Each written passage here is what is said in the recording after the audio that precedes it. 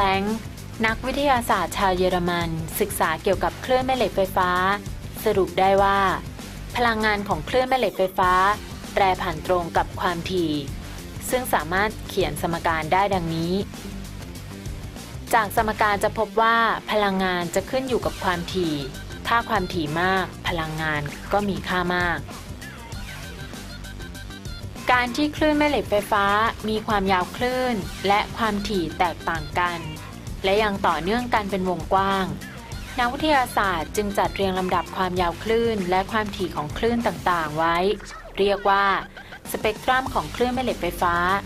มีความยาวคลื่นและความถี่ที่ครอบคลุมตั้งแต่คลื่นแสงที่ตามองเห็นรังสีอัลตราไวโอเลตรังสีอินฟราเรดคลื่นวิทยุโทรทัศน์ไมโครเวฟรังสี X และรังสีแกมมา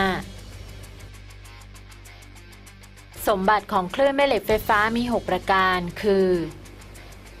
ไม่ต้องใช้ตัวกลางในการเคลื่อนที่เป็นคลื่นตามขวางมีอัตราเร็วของคลื่นแม่เหล็กไฟฟ้าทุกชนิดในสุญญากาศเท่ากับ3 คูณ 10 ยกกำลัง 8 เมตรต่อวินาทีซึ่งเท่ากับอัตราเร็วแสงถ่ายเทพลังงานจากที่หนึ่งไปยังอีกที่หนึ่งได้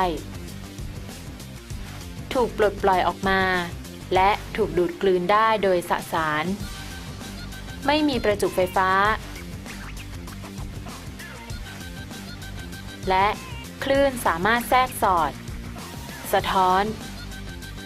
หักเหและเลี้ยวเบนได้